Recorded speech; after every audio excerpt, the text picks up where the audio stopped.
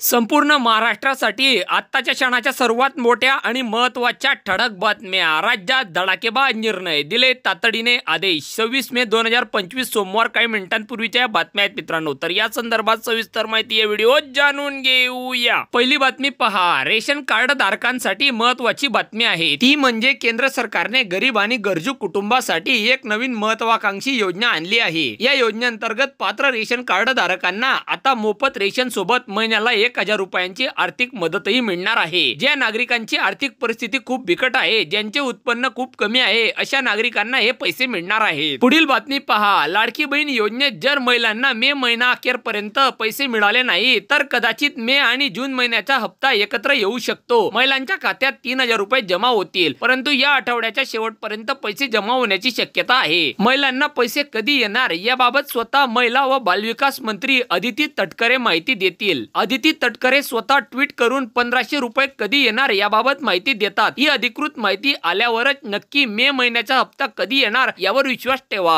पुढील बातमी पहा, कोकणासह मध्य महाराष्ट्रात पावसाची फटकेबाजी सुरू आहे। सातारा, बारामती, पुणे आणि कोकणातील अनेक भागात पाऊस बरसत आहे। दरम्यान मुंबई, ठाणे, रत्नागिरी, सिंधुदुर्ग आणि रायगड या जिल्ह्यांना रेड अलर्ट जारी करण्यात आला आहे। याशिवाय रत्नागिरी, सिंधुदुर्ग या जिल्ह्यांनाही हवामान विभागाकडून रेड अलर्ट जारी करण्यात आला आहे। रत्नागिरी आणि सिंधुदुर्गमध्ये पुढील 4 दिवस मुसळधार पावसाची शक्यता वर्तवण्यात आली आहे। रत्नागिरी आणि सिंधुदुर्गमध्ये पुढील 4 दिवस मुसळधार पावसाची शक्यता वर्तवण्यात आली आहे। 27 आणि 28 मेला रायगडमध्ये ऑरेंज अलर्ट, रत्नागिरी, सिंधुदुर्ग जिल्ह्यांना 27 मेला रेड अलर्ट जारी करण्यात आला आहे। पुढील बातमी पहा, यंदा अनेक भागात दमदार वादळी पूर्व मान्सून पावसामुळे नागरिकांमध्ये आणि विशेषतः शेतकऱ्यांमध्ये खरीप हंगामाच्या तयारीसाठी उत्साह निर्माण झाला आहे। मात्र हवामान खात्याच्या नव्या अंदाजानुसार पावसात काही काळ खंड पडणार असल्याने कृषी विभागाने शेतकऱ्यांना सतर्क राहण्याचे आवाहन केले आहे। खोट्या बातम्यांवर विश्वास ठेवून किंवा लवकर पेरणी करण्याच्या घाईमुळे पिकांचे नुकसान होण्याची शक्यता आहे। विशेषतः कोरडवाहू भागातील शेतकऱ्यांनी पावसाचा पहिला भरोसा पक्का झाल्याशिवाय पेरणी अथवा लागवड सुरू करू नये असे स्पष्ट करण्यात आले आहे। पुढील बातमी पहा, राज्यात इयत्ता पहिली पासून तृतीय भाषा म्हणून हिंदीची सक्ती करण्याच्या निर्णयाला स्थगिती दिली आहे। त्यामुळे सद्यस्थितीत प्रचलित पद्धतीनुसार विद्यार्थ्यांना शिक्षण दिले जाईल अशी माहिती राज्याचे शालेय शिक्षण मंत्री दादा भुसे यांनी रविवारी दिली। मात्र हिंदीच्या सक्तीबाबत राज्यातील अभ्यासक, शिक्षण तज्ञ आणि शिक्षकांकडून सूचना आल्या आहेत। या सूचनांचा विचार करून सुधारित निर्णय प्रसिद्ध करण्यात येणार असल्याचेही ते म्हणाले।